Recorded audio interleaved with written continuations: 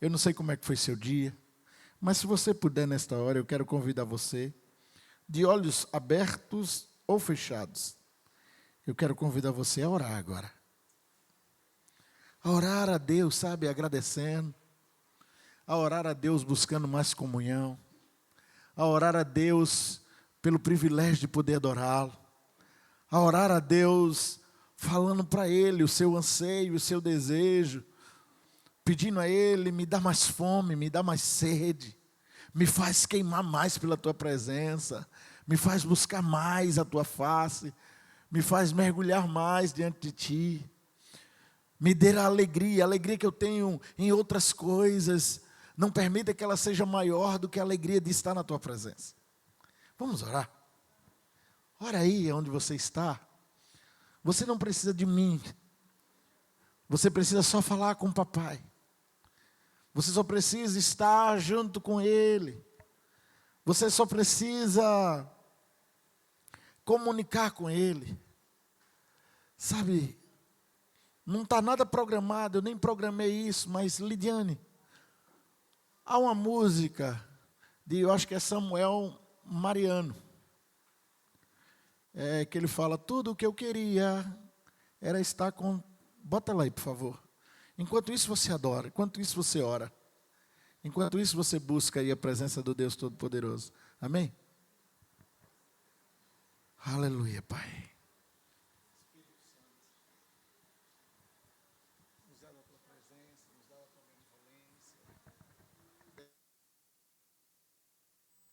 A Bíblia fala de 3 parábolas em um capítulo só. Uma da ovelha que se perdeu porque estava fora de casa.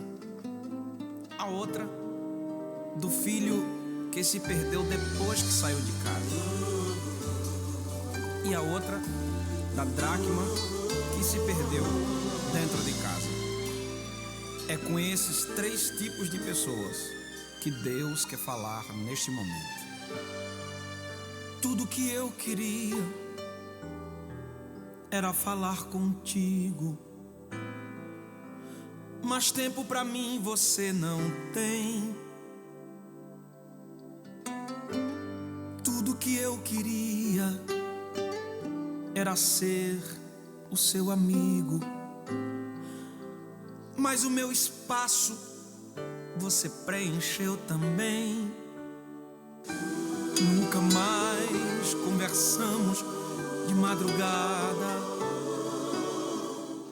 e em soluço já não ouço tua voz. Que saudade, que saudade, que saudade eu tenho das nossas conversas e dos segredos que haviam entre nós. Foi por isso que eu fechei as portas, pra ver se você lembrava de mim. Já não dá pra viver nessa indiferença. Não, eu não suporto mais viver assim. Seus negócios são mais importantes do que eu. Faz muito tempo que eu ouvi você me chamar de meu amigo. Que saudade, que saudade, que saudade eu estou de você. Marquei este encontro porque eu precisava conversar contigo. Que é tempo de voltar, de se arrepender. É tempo de reatar nossa amizade. É tempo de chorar e de se converter. Ainda quero ser o seu amigo de verdade.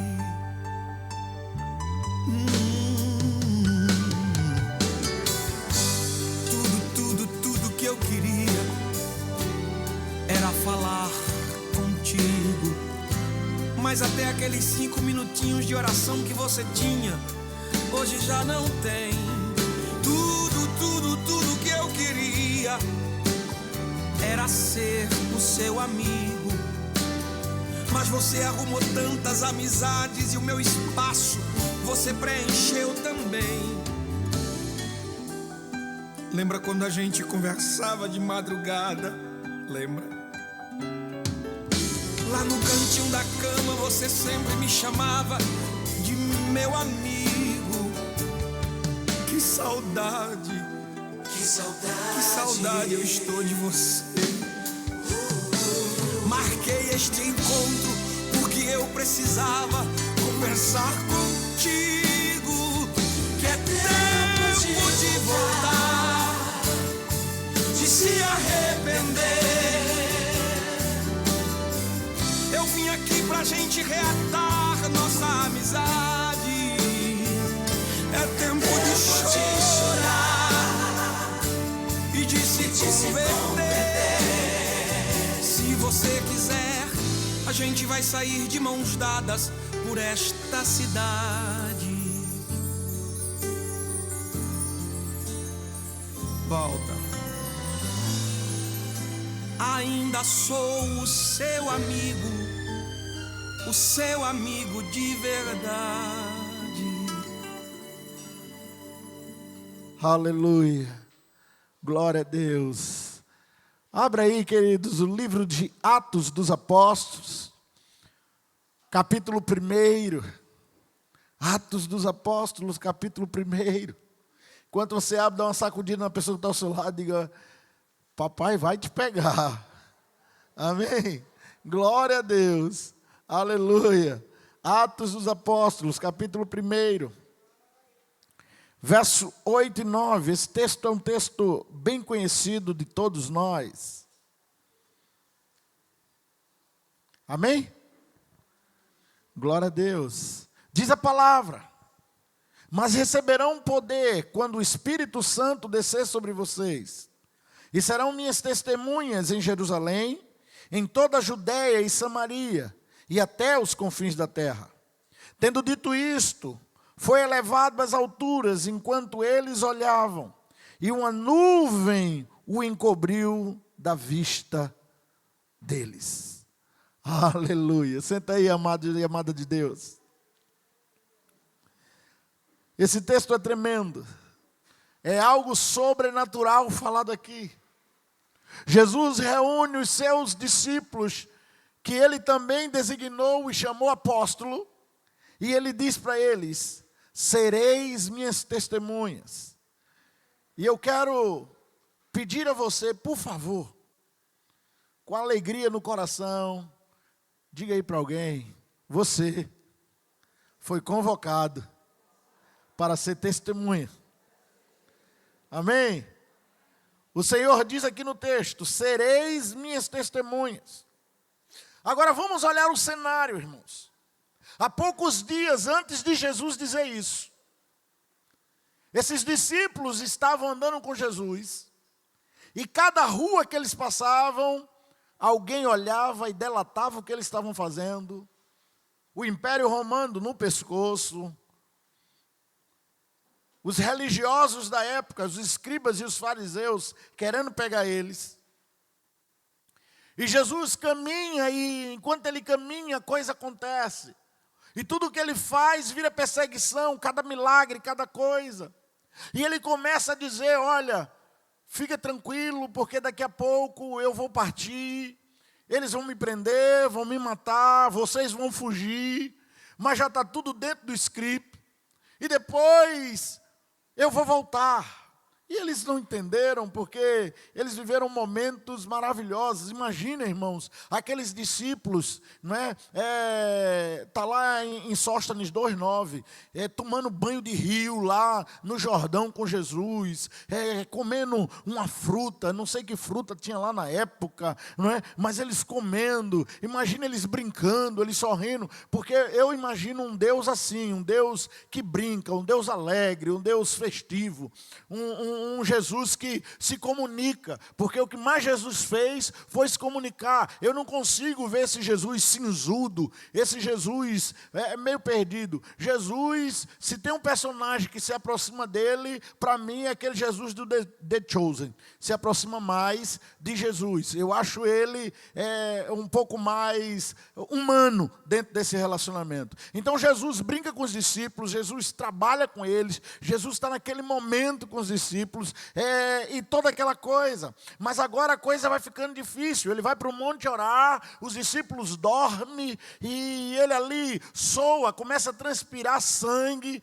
De repente, Judas chega com os soldados, traz Jesus com um beijo, Jesus é preso. Olha que cena. E quando ele é preso, as pessoas que ele fez milagre cuspiam nele, esbofeteavam, xingavam, o Império Romano fazendo tudo o que fez, colocando coroa de espinho, tirando a roupa, chicoteando ele com azogar.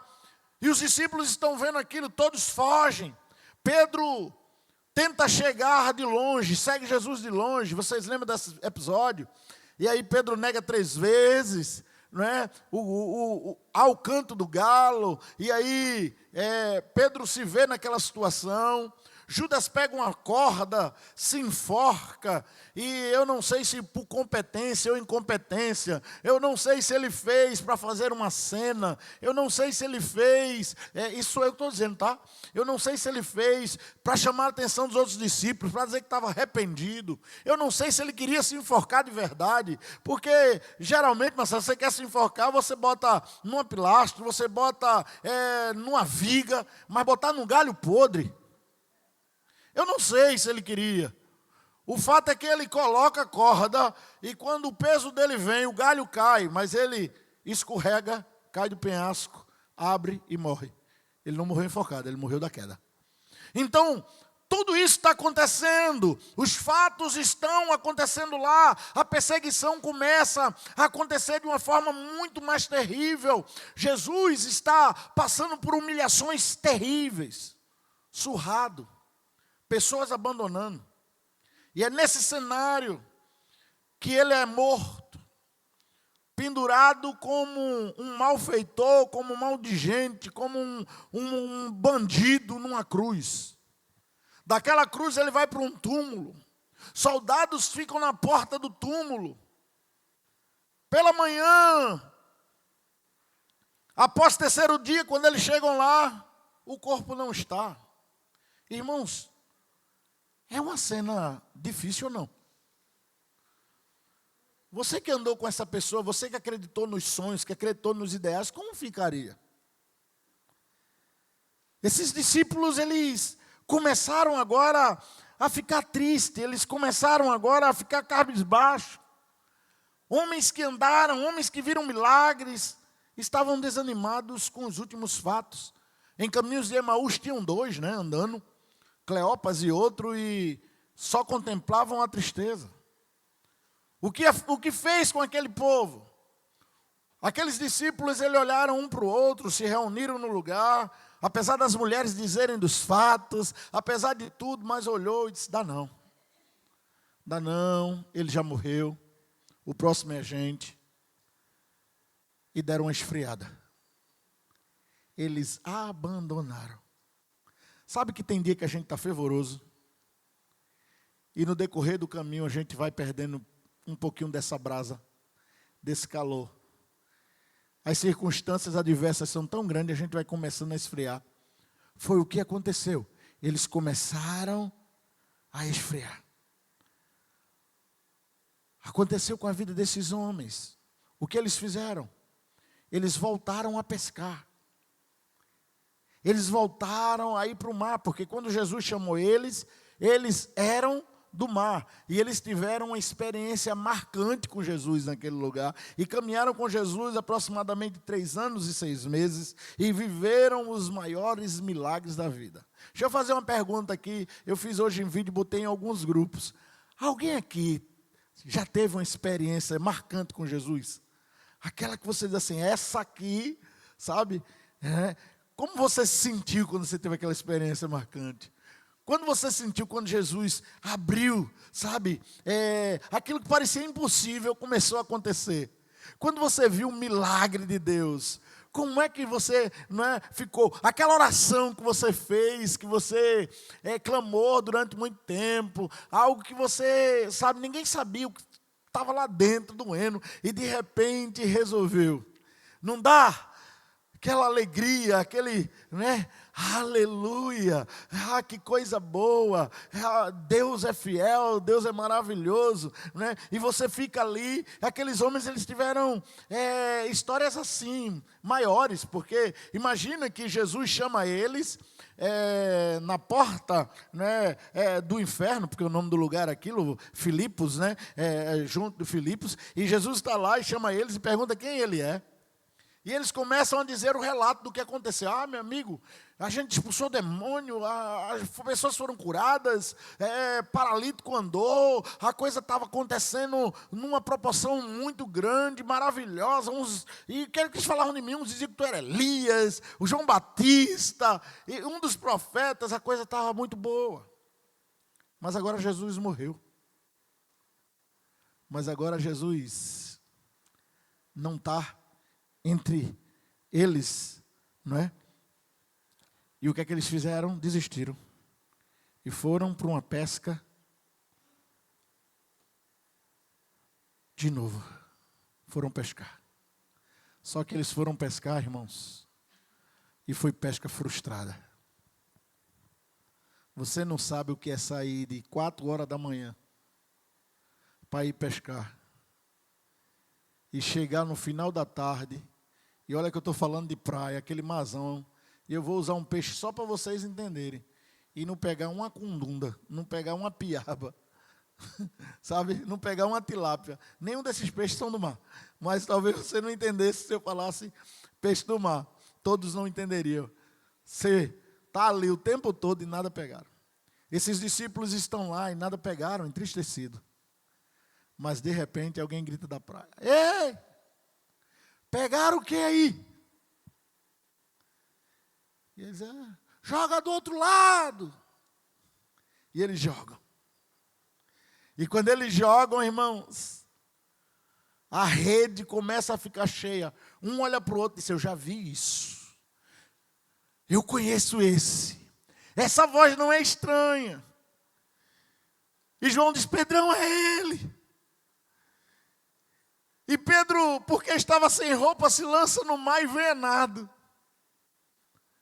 E eles chegam até onde Jesus estava.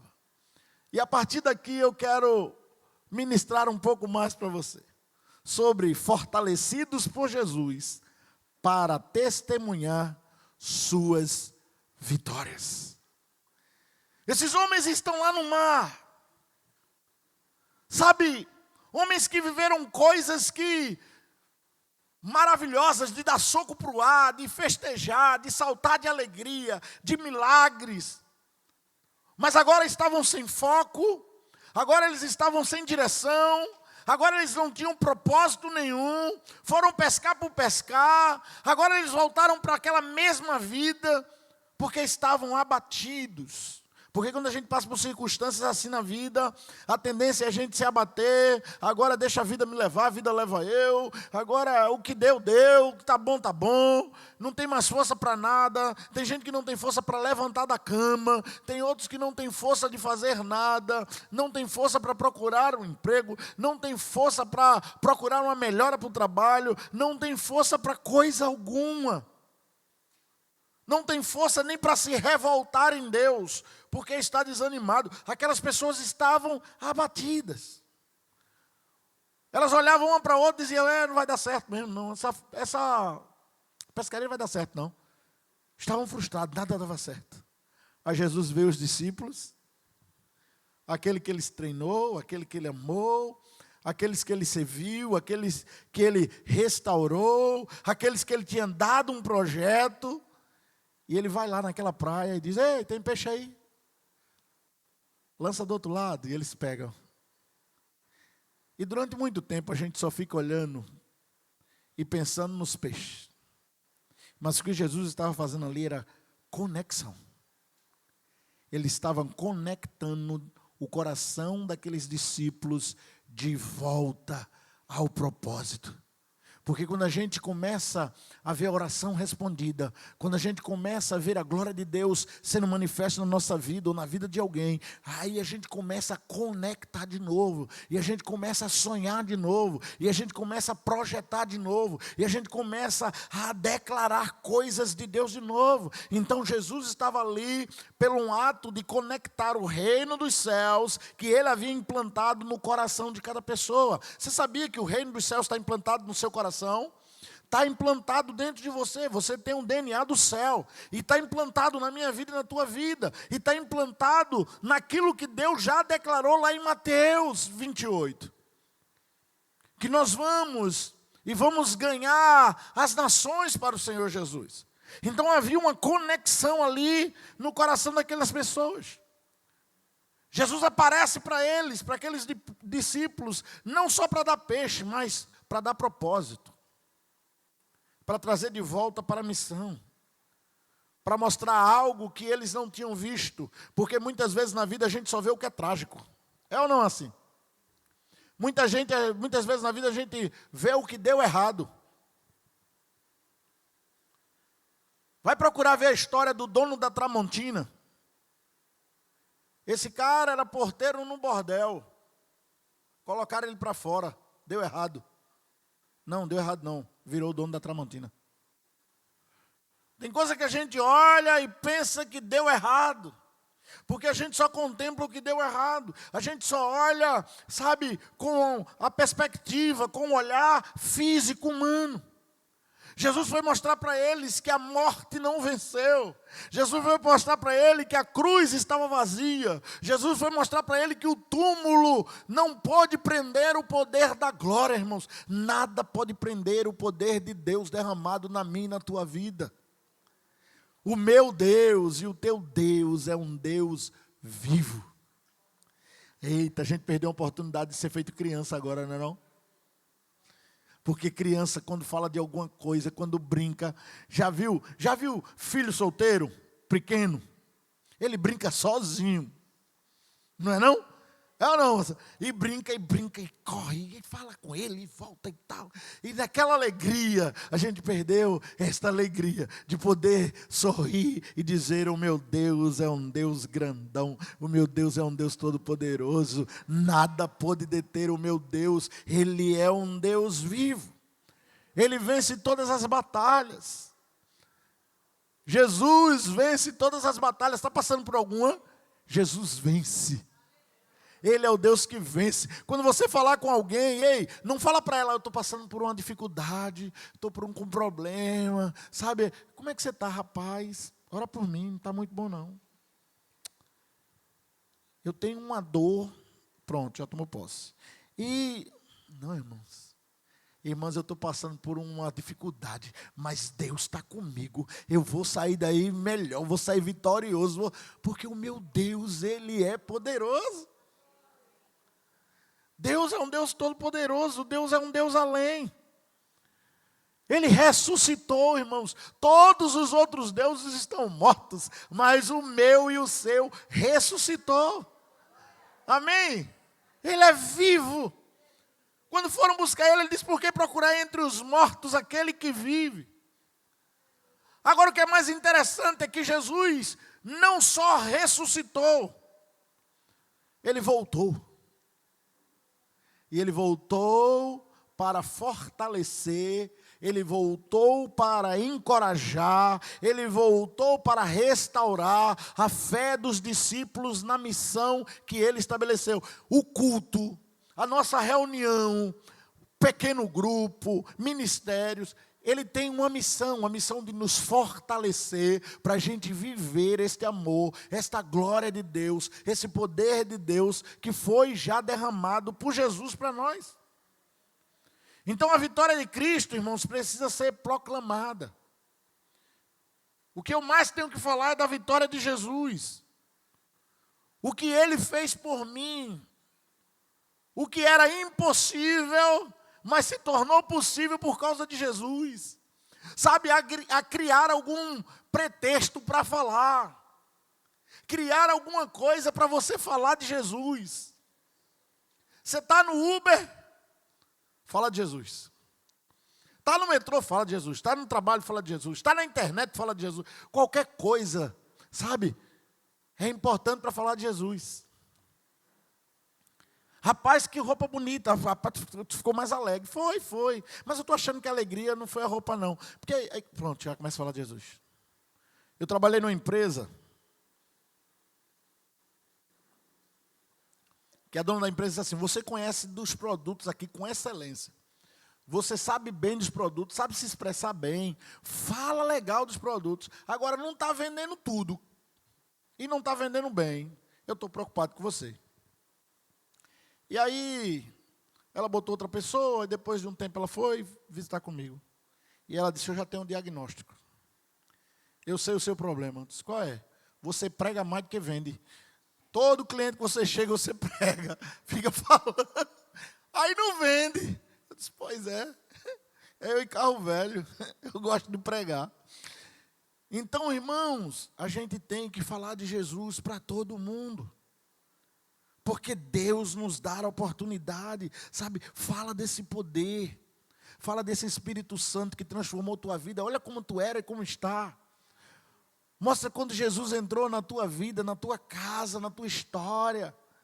Sabe, a gente tem que falar de Jesus, falar do poder de Jesus. Por isso que o Senhor disse: mas recebereis poder ao descer sobre vós o Espírito Santo. Aleluia.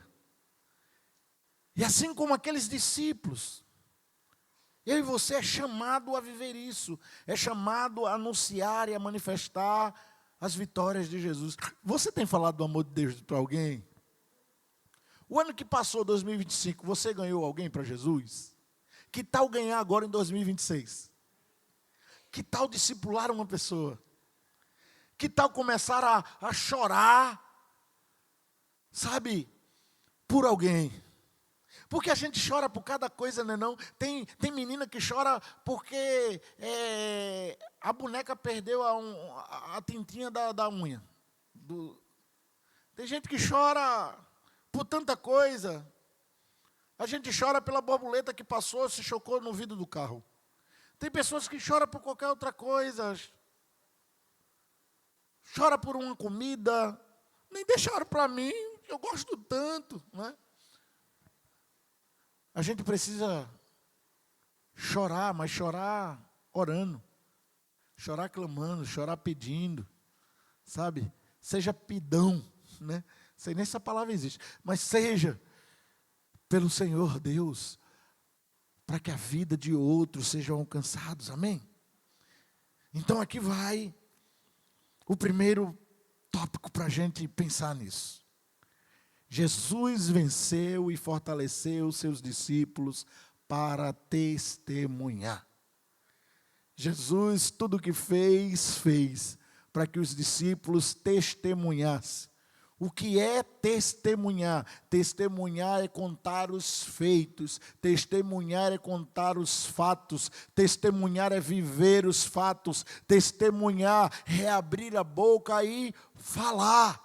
A gente testemunha não só com palavra, a gente testemunha também com a nossa vida, com a nossa ação, porque só palavra não resolve. Possivelmente, eu não sei se já aconteceu com você, eu acredito que já, e se não aconteceu, hora para começar a acontecer, amém? De você chegar num lugar e alguém ficar olhando para você, olhando para você, olhando para você, e de repente ela diz assim: tu és evangélico, né? E você olha e diz assim: o que é que ela viu? Será que minha roupa... Eita, eu estou de roupa de crentão mesmo, né?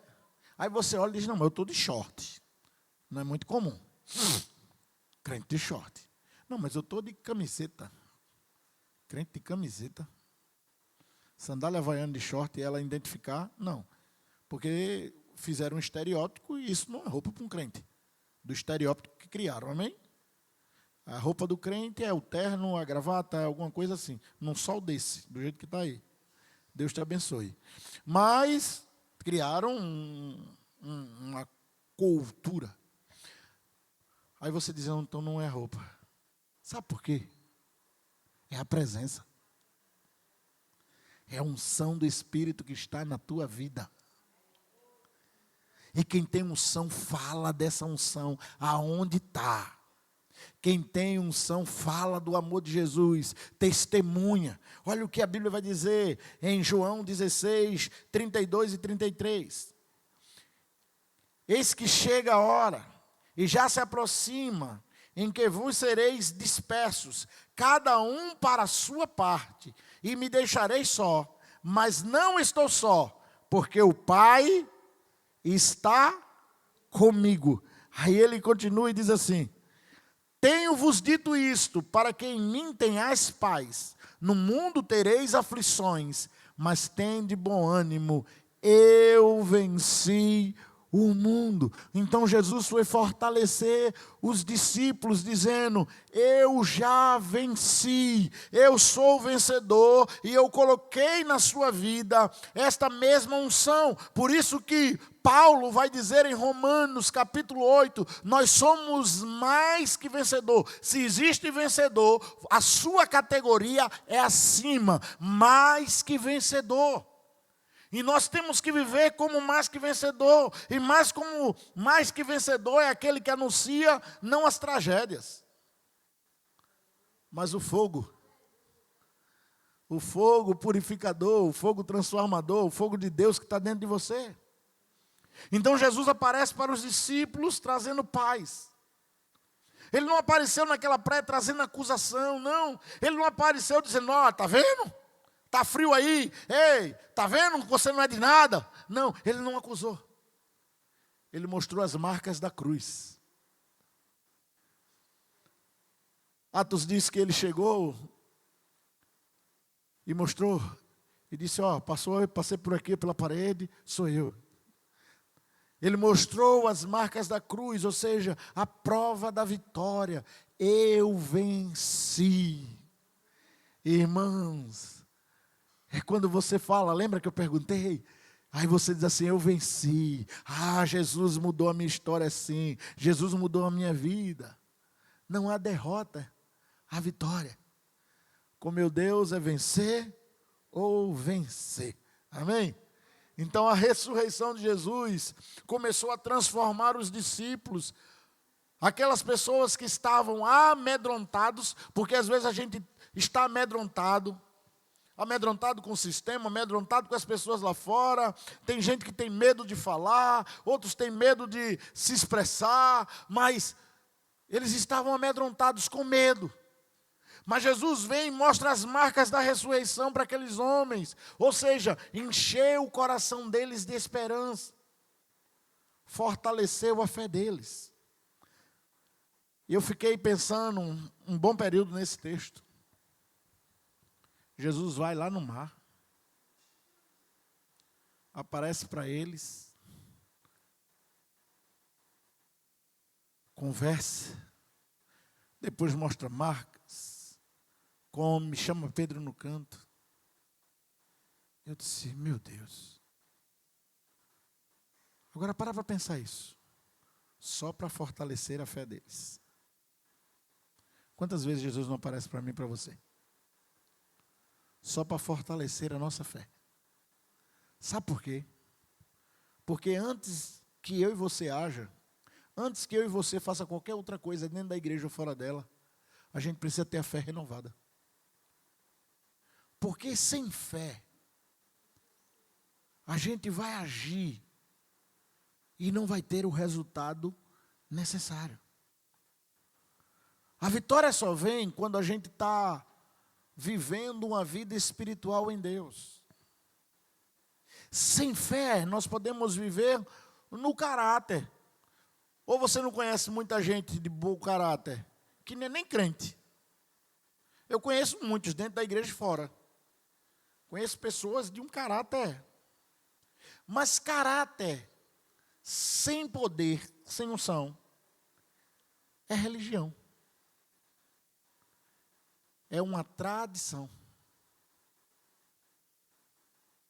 Agora, quando tem unção, aí ela muda para transformação do poder de Deus, Deus começa a transformar.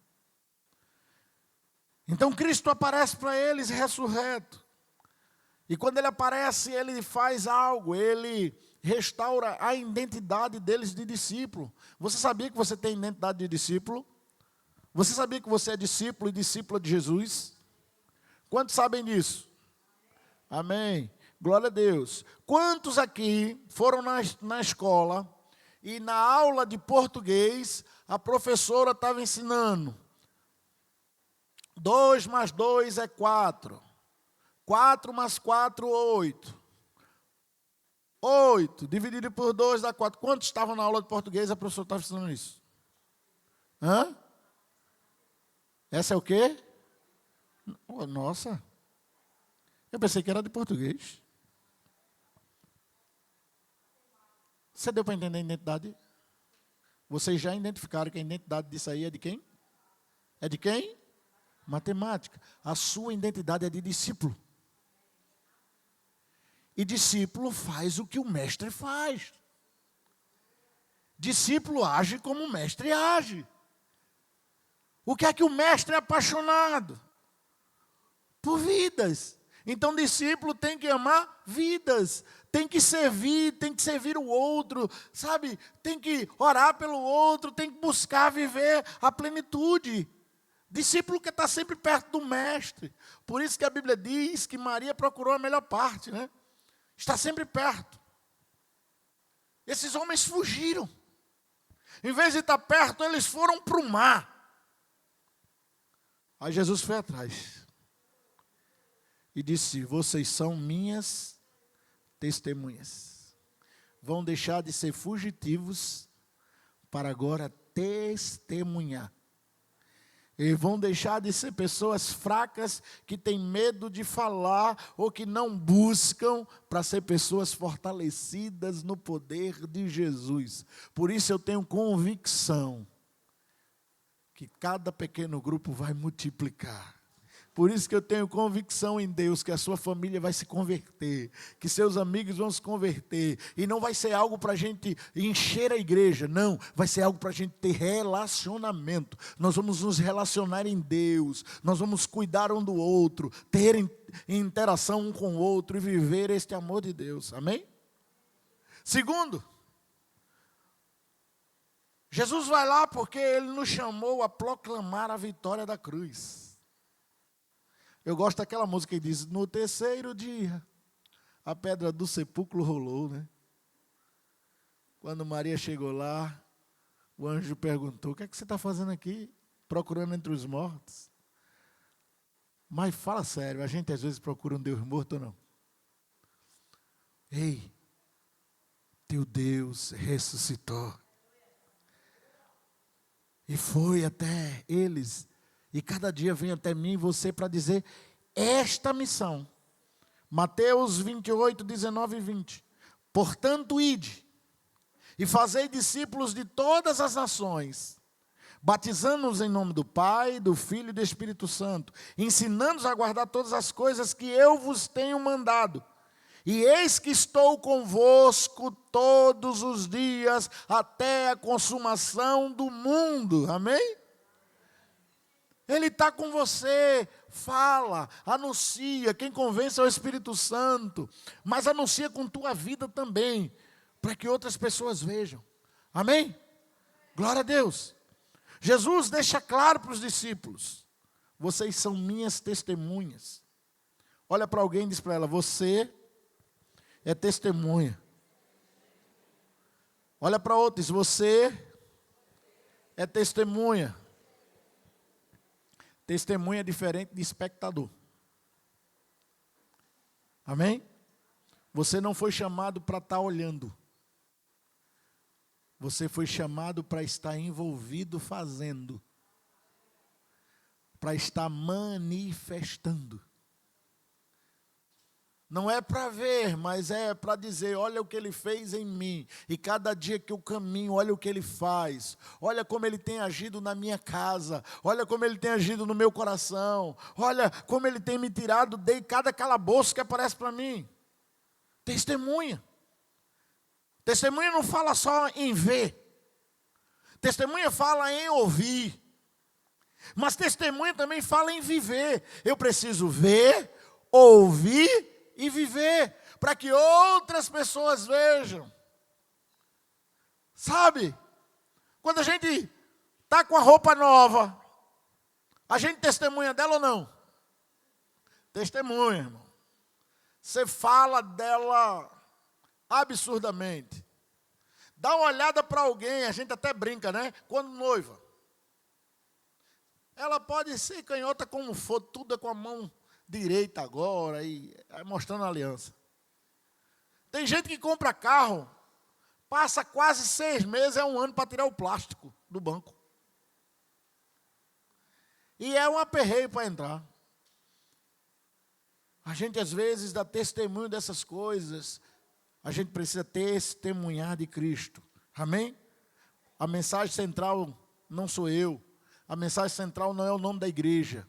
A mensagem central não é o ministério. Não, isso são coisas pequenas. A mensagem central é Cristo. A palavra que a gente vai levar é Cristo. É sobre o pecado e a morte. É como eu era e como Ele me restaurou. Era para onde eu ia e para onde Ele me colocou. É mostrar o amor dEle, a transformação dEle. É isso que eu e você como discípulo tem que fazer. A gente tem que levar o amor de Deus em todo lugar, em todas as vidas. Não precisamos proclamar uma religião. Jesus não veio para anunciar uma religião. A gente não tem que chegar para as pessoas, se você não for da igreja Batista Resgatada, você vai para o inferno. Não, não é uma igreja, não é uma religião, não é uma denominação. Não, é Jesus Cristo. Eu tenho que olhar e dizer como Pedro, olha para dentro de mim. Eu não tenho ouro nem prata, mas o que eu tenho eu te dou, Jesus Cristo. E esse vivo, ressurreto, poderoso, irmãos. Amém? A gente tem que falar da vitória da cruz. Anunciar o que Jesus tem feito. E eu estou com fome e sede de fazer isso, viu? Tenho orado ao Senhor Jesus, pedido a Deus, Deus manda recursos, manda recursos. Porque eu sonho em fazer pelo menos a cada 4 meses, na verdade, 3 meses, mas talvez 4 ou 6, eu não sei, quem sabe é o Senhor, fazer uma cruzada evangelística em cada local, sabe, levar a palavra. A gente precisa anunciar a palavra. Amém? Olha para alguém aí, diga para ela, meu irmão. Não, mas fala com verdade para ele, para ela. Diga, meu irmão, testemunhar não é uma opção. Você entendeu? Não é uma opção. É um chamado. Eu não sei se eu vou. Não, é um chamado. Mas eu não sei falar, escreve e dá para alguém. É um chamado. Eu preciso testemunhar da palavra de Deus. Se eu fui alcançado pelas vitórias da cruz, eu não posso me calar. Eu tenho que falar daquele que me alcançou. Certa vez Jesus passou e estava lá um jovem cego. Jesus curou ele, disse, vai lá, te mostra. Ele foi. Quando ele voltou, tá os pais dele lá, ele falando, foi o homem que me curou, falando.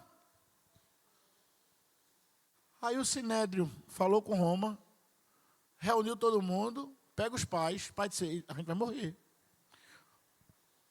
O marido olhou para a mulher, disse, rapaz, olha aí o que teu filho fez, né? Síndrome de Adão. Olha o que teu filho fez. Ela disse, mãe, leva os dois. Chegou lá, sim, esse jovem aqui está dizendo que foi curado, que ele era cego de nascença, ele não era cego coisa nenhuma, e vocês estavam ganhando dinheiro com ele, pedindo esmola. Eu já conheço esse processo.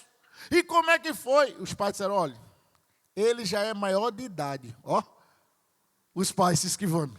Ele já é maior de idade, ele sabe resolver a situação dele. O menino disse assim, eu era cego. Não era. Bom, eu sei que eu não enxergava. E agora eu estou vendo. Quem curou? Jesus. Não pode. O que não pode era que eu não enxergava e agora eu estou vendo. Ele não teve medo de anunciar o evangelho. Irmãos, quando a Bíblia disse a gente calar, as pedras vão clamar. Mas deixa eu dizer uma coisa para você, você é pedra viva. Você lembra da Torre de Babel? Sabe por que ela caiu? Porque ela era simplesmente um projeto, algo feito em série, algo feito numa forma. Você já viu tijolo? Todos eles têm a mesma medida, todos eles têm a mesma forma. Aí você vai montando, tem que ter alguma coisa que equilibre, porque vai ter uma hora que o vento vai bater e vai cair. Eu e você não, é pedra viva. E pedra viva se une, porque é projeto de Deus. Então a gente tem que parar e pensar nisso. Não é uma opção, é um chamado. Eu não posso calar o que Deus fez. A não ser que Ele não tenha feito. E se Ele não fez, é porque eu ainda não entendi Ele. Porque a proclamação do Evangelho transforma. Eu gosto quando o Caio vem para cá, irmãos. O problema é dormir. E ele que gosta de falar pouco... A gente fica ali, ó, e entra num assunto, sai outro, ele toma pergunta e tal, e a gente vai respondendo, pronto. Junto um menino que não gosta de falar com outro que não gosta, e pronto. Aí, ó, então não é falar, irmãos. Falar. A gente precisa falar desse poder transformador. Porque o evangelho, para a minha vida e para a tua vida, não pode ser uma teoria. Fica de pé. Evangelho não pode ser uma teoria para nós. Evangelho tem que ser poder. Evangelho tem que ser transformador. Evangelho tem que ser vida. Evangelho tem que ser ação. Evangelho tem que ser vitória. Convicção. Confiança no que Jesus tem feito. Eu tenho orado para os estudos dos pequenos grupos. Eu tenho orado para que quando voltar a gente modifique algumas coisas na nossa forma de pensar, para que as pessoas sejam atraídas pelo poder de Deus. Porque Deus nos chama a falar. Deus nos chama a viver. E viver é demonstrar quem é Jesus na nossa vida. Quem é Jesus no meu casamento? Quem é Jesus no meu namoro? Quem é Jesus no meu trabalho? Quem é Jesus quando eu estou dentro do Uber? Quem é Jesus quando eu estou longe de todo mundo? Quem é Jesus quando eu estou no meu ciclo de amizade? Quem é Jesus quando eu estou longe da supervisão do meu líder de ministério? Quem é Jesus? Quem é Jesus quando eu estou longe dos meus liderados? Quem é Jesus? Eu não posso ser Jesus aqui dentro e não ser Ele lá fora. Quem é Jesus na minha vida? Eu tenho que demonstrar as vitórias. Quando eu não recebo esse poder, quando eu não vivo esse poder do Evangelho, sabe o que acontece? Caráter sem poder vira escândalo. Porque eu vou falar, mas eu não vou viver, e daqui a pouco o escândalo está aí na porta, porque virou uma tradição. Eu preciso viver esse evangelho. E o testemunho não começa só aqui não, o testemunho começa no meu lar. O testemunho começa no meu bairro. O testemunho começa com aquelas pessoas que caminham comigo todo dia. Aqui dentro é fácil demais, irmãos. É bom demais, é fácil demais ser pastor aqui. É fácil demais pregar aqui. Mas tem que ser lá fora também. As pessoas têm que ver o poder desse Deus que transforma. É lá fora, é aqui dentro, é no mundo todo. Onde eu estiver, onde você estiver, a luz de Cristo tem que brilhar.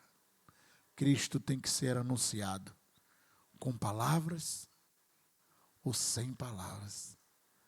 Fecha teus olhos aí onde você está.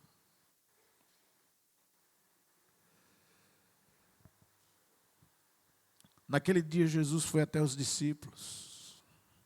para mostrar para eles: eu venci.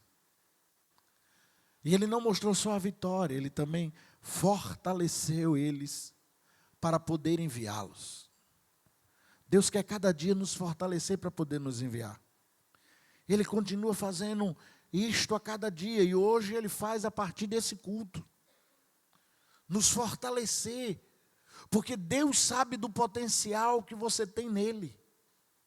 Deus sabe do meu e do teu coração diante dele.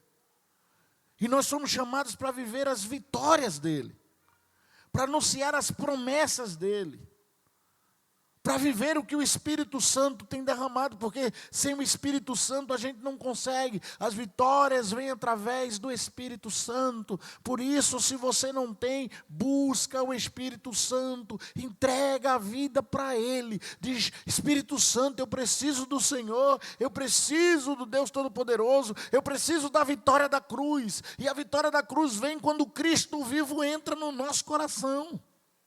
E a partir daí a gente começa agora a anunciar esse evangelho que transforma, esse evangelho que restaura.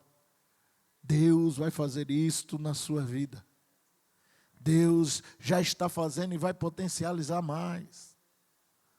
Quantas vezes no quartel eu ia para uma competição de orientação, e lá naquela competição toda ela tem que ter ou piscina, ou praia, ou rio, e tem que ter churrasco e bebida. E alguns amigos meus, sargentos, que serviam comigo, diziam: Viegas, só tem a tua latinha. E me dava cerveja, eu dizia: qual é? É Kaiser. Eu dizia: que dia é hoje? Segunda. Eu disse: segunda Kaiser dava ressaca. Tem outra? Não, só tem Kaiser. Então não vai não, porque só tem Kaiser. Eu brincava com eles. E a gente ia e eu pregava. A gente voltava e eu pregava. Ramos, Reumer, Aurélio, que foi daqui, Santos, todos eles estão servindo a Jesus. Queridos, vamos testemunhar deste amor. Eu quero orar com você. Pai, eu quero te render graças e te agradecer, Espírito Santo, porque o Senhor a cada dia tem nos fortalecido. Pega a mão de cada filho, de cada filha. Sabemos que nas batalhas, às vezes, a gente vai sangrar, vai se ferir, mas o Senhor não vai nos abandonar, porque o Senhor disse: eu estou com você todos os dias, até a consumação dos séculos.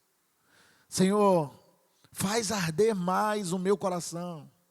Faz arder mais o coração de cada um que está aqui para orar, para chorar, para sorrir, para manifestar do teu amor para outros, para buscar os de perto, os de longe, para sonhar e colocar diante do Senhor os nossos sonhos pelo nosso bairro, pela nossa rua, pelo condomínio. Meu Deus, pelos amigos do trabalho, da faculdade, da escola. Espírito Santo, fortalece o nosso coração, para que nós possamos viver, meu Deus, a tua plenitude, para que nós possamos ser discípulos, testemunhos fiéis, cheios da tua presença, para a tua honra e para a tua glória. Amém. Quero dar uma dica para você. Se você não for bom em fazer, compre, tá? Porque bolo solado não é muito legal, não. Mas faz um bolo, faz um pudim, um almoço, um jantar, e convida aquela pessoa que você quer ganhar ela para Cristo. Vai com ela no shopping, vai com ela na praia. Cria relacionamentos. E ela vai entender que você não está olhando ela como um número, mas está olhando como alguém que você ama e quer cuidar e quer que ela seja salva. E ela vai entregar a vida a Jesus. Amém? Vamos dizimar e ofertar ao Senhor? Aleluia.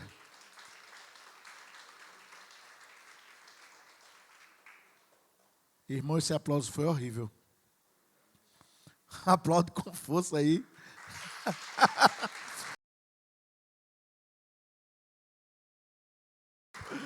A gente está na metade da semana. Ainda falta alguns dias, amém? Então,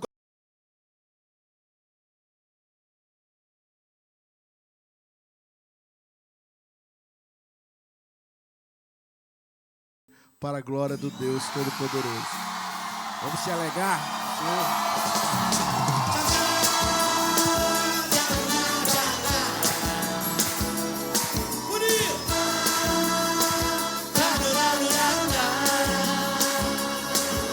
Aquele que está feliz, diga amém. Amém.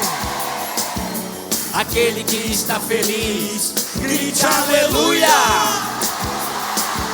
Aquele que está feliz, bata palmas.